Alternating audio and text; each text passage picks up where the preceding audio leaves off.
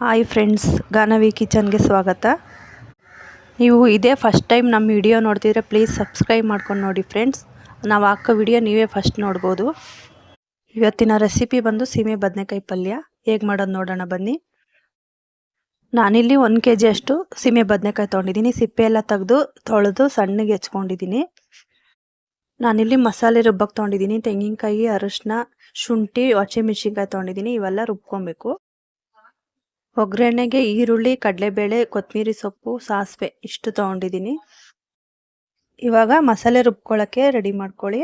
ನಾನಿಲ್ಲಿ ಹಸಿಮೆಣಸಿನ್ಕಾಯಿ ಒಂದು 6 ತೊಗೊಂಡಿದ್ದೀನಿ. ಶುಂಠಿ 1 ಇಂಚು, ಒಂದು ಸ್ವಲ್ಪ ತೆಂಗಿನಕಾಯಿ, ಸ್ವಲ್ಪ ಅರಿಶಿನ, ನೀರು ಹಾಕ್ದಂಗೆ ಇದು ಪೌಡ್ರ್ ಥರ ಪುಡಿ ಮಾಡ್ಕೊಬೇಕು. ಸೀಮೆ ಬದನೆಕಾಯಿ ಪಲ್ಯಕ್ಕೆ ಈ ಥರ ಒಂದು ಮಸಾಲೆ ರುಬ್ಬಿ ಹಾಕಿದ್ರೆ ತುಂಬ ಟೇಸ್ಟ್ ಕೊಡುತ್ತೆ. ನೋಡಿ, ನಾನು ಈ ಥರ ರುಬ್ಕೊಂಡಿದ್ದೀನಿ. ನೀರೇನು ಹಾಕಿಲ್ಲ, ಹಂಗೆ ಪುಡಿ ಮಾಡ್ಕೋಬೇಕು ಸ್ವಲ್ಪ. ಇವಾಗ ಹೇಗೆ ಮಾಡೋದು ನೋಡೋಣ ಬನ್ನಿ. ನಾನಿಲ್ಲಿ ಸ್ಟವ್ ಮೇಲೆ ಒಂದು ಕಡಾಯಿ ಇಟ್ಕೊಂಡಿದ್ದೀನಿ. ಇದಕ್ಕೆ ಸ್ವಲ್ಪ ಎಣ್ಣೆ ಹಾಕ್ಕೊಳ್ಳಿ. ಒಂದು 2 ಟೇಬಲ್ ಸ್ಪೂನ್ ಅಷ್ಟು ಎಣ್ಣೆ ಹಾಕ್ಕೊಳ್ಳಿ. ಎಣ್ಣೆ ಬಿಸಿ ಆದಮೇಲೆ ಸ್ವಲ್ಪ ಸಾಸಿವೆ ಹಾಕ್ಕೊಳ್ಬೇಕು. ಫ್ರೆಂಡ್ಸ್, ಈ ವಿಡಿಯೋ ಎಂಡ್ವರೆಗೂ ನೋಡಿ, ಎಲ್ಲೂ ಸ್ಕಿಪ್ ಮಾಡಬೇಡಿ. ಯಾಕಂದರೆ ನೀವು ಈ ರೆಸಿಪಿ ಇದೇ ಫಸ್ಟ್ ಟೈಮ್ ಮಾಡ್ತಿದ್ರೆ ನೀಟಾಗಿ ನೋಡ್ಕೊಂಡು ಚೆನ್ನಾಗಿ ಮಾಡ್ಬೋದು. ಅದಕ್ಕೆ ಇವಾಗ ಎಣ್ಣೆ ಬಿಸಿಯಾಗಿದೆ. ಸಾಸಿವೆ ಹಾಕ್ಕೊತಾ ಇದ್ದೀನಿ. ಸಾಸಿವೆ ಒಂಚೂರು ಸಿಡ್ದಾದ್ಮೇಲೆ ನಾವು ಕಡಲೆಬೇಳೆ, ಉದ್ದಿನಬೇಳೆ 2 ಹಾಕ್ಕೊಬೇಕು. ಇದನ್ನು ಗೋಲ್ಡನ್ ಕಲರ್ ಬರೋವರೆಗೂ ಚೆನ್ನಾಗಿ ಫ್ರೈ ಮಾಡ್ಕೊಬೇಕು.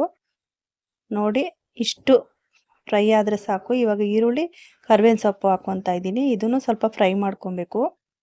ನಾನಿಲ್ಲಿ 1 ಸ್ಪೂನ್ ಉದ್ದಿನಬೇಳೆ, 1 ಸ್ಪೂನ್ ಕಡಲೆಬೇಳೆ ತೊಗೊಂಡಿದ್ದೀನಿ. ನೋಡಿ, ಇಷ್ಟು ಜಾಸ್ತಿ ಬೆಂದೋಗಬಾರ್ದು ಈರುಳ್ಳಿ, ಇಷ್ಟು ಫ್ರೈ ಆಗಿದ್ರೆ ಸಾಕು. ಇವಾಗ ನಾವು ಸೀಮೆ ಬದನೆಕಾಯಿ ಹಾಕ್ಕೊಂಬಿಡ್ಬೇಕು. ಈರುಳ್ಳಿ ಅರ್ಧ ಬೆಂದಿದ್ರೆ ಸಾಕು. ಆವಾಗ ಸೀಮೆ ಬದನೆಕಾಯಿ ಹಾಕ್ಕೊಂಬಿಡಿ. ಇಲ್ಲಾಂದರೆ ಈರುಳ್ಳಿ ಕಾಣಿಸೋದೇ ಇಲ್ಲ, ಆ ಥರ ಬೆಂದೋಗಿರುತ್ತೆ.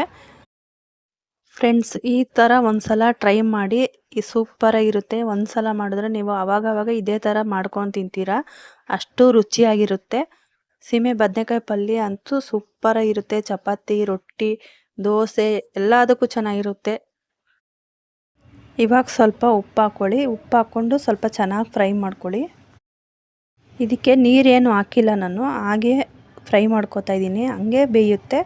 ಲಾಸ್ಟಲ್ಲಿ ಒಂದು ಸ್ವಲ್ಪ ಹಾಕಿದ್ರೆ ಸಾಕು. ಇದನ್ನು ಫ್ರೈ ಮಾಡಿ ಒಂದು 5 ನಿಮಿಷ ಲಿಡ್ಡು ಕ್ಲೋಸ್ ಮಾಡಿಬಿಡಿ.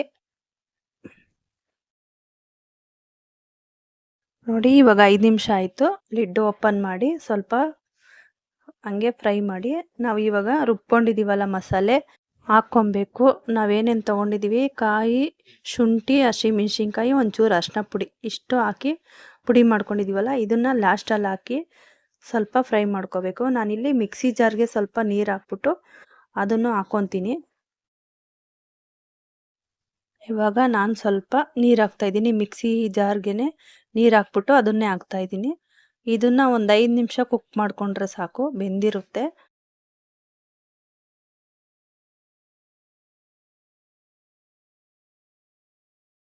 ಇವಾಗ ನೋಡಿ, ಬೆಂದಿದೆಯಾ ಅಂತ ಚೆಕ್ ಮಾಡ್ಕೊಳ್ಳಿ.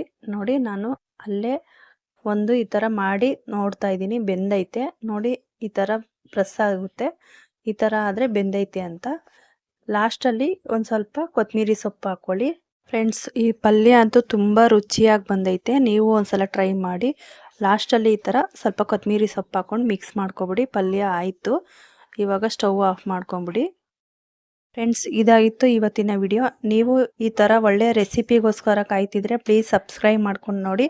ನಮ್ಮ ಚಾನಲಲ್ಲಿ ದಿನ ಒಳ್ಳೆ ರೆಸಿಪಿಗಳು ಬರುತ್ತೆ, ಆವಾಗ ನೀವೇ ಫಸ್ಟ್ ನೋಡ್ಬೋದು. ನೋಡಿ, ಪಲ್ಯ ಎಷ್ಟು ಸೂಪರಾಗಿ ಬಂದಿದೆ. ಇದೇ ಥರ ಒಳ್ಳೆ ರೆಸಿಪಿ ಬರುತ್ತೆ ನಮ್ಮ ಚಾನಲಲ್ಲಿ. ಹೀಗೆ ನೋಡ್ತಾ ಇರಿ. ಪ್ಲೀಸ್ ಸಪೋರ್ಟ್ ಮಾಡಿ. Thanks for watching. ಬಾಯ್.